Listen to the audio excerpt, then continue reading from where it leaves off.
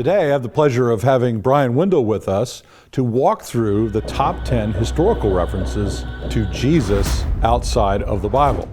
My number 10 part on the list were early Christian writers. This is something a lot of people overlook when they're looking at extra biblical references to Jesus. See, it's difficult to explain the explosive growth of Christianity in the first 100 years or so of Christ's life if he didn't exist, as some Christ mythers suggest. Number 9 is Phlegon of Tralles wrote this book of history around the middle of the 2nd century. Jesus, while alive, was of no assistance to himself, but that he arose after death and exhibited the marks of his punishment and showed his hands had been pierced by nails. So according to this ancient historian Phlegon, Jesus accurately predicted events of the future. He was crucified in the days of Tiberius Caesar. He was believed to have risen again, showing his hands that had been pierced. That's a pretty impressive list of facts from an ancient historian.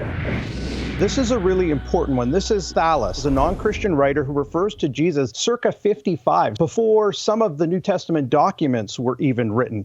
And while Thallus's work was lost, he was quoted by Julius Africanus. On the whole world there pressed a most fearful darkness, and the rocks were rent by an earthquake, and many places in Judea and other districts were thrown down. This darkness, Thallus, in his 3rd book of his histories, calls, as appears to me without reason, an eclipse of the sun.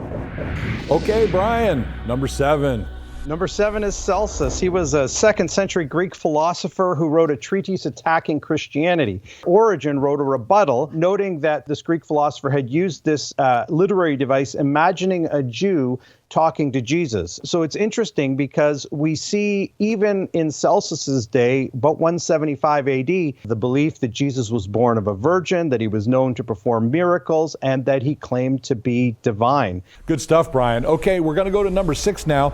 Lucian of Samosata. Tell us about this guy. Lucian's a famous Greek satirist, and he refers to Jesus in his work, The Death of Peregrine, and he's mocking Christians in this. He said, the Christians, you know, worship a man to this day, the distinguished personage who introduced their novel rites and was crucified on that account. Yeah, hostile witnesses are our friend, aren't they, Brian? Because they have no skin in the game to authenticate the existence of Jesus. They're responding to the realities on the ground here, in this case, in the middle of the 2nd century. So number 5, we go back to the 1st century. Sometime around 73 AD, a man named Mara Bar Serapion was taken captive by the Romans, and from prison he wrote, "What advantage did the Athenians gain by murdering Socrates? For they were repaid with famine and pestilence, or the people of Samos by the burning of Pythagoras, because their country was completely covered in sand in just 1 hour. Or the Jews by killing their wise king, because their kingdom was taken away at that very time. God justly repaid the wisdom of these 3 men. The Athenians died of famine, the Samians were completely overwhelmed by the sea, and the Jews, desolate and driven from their own kingdom, are scattered through every nation.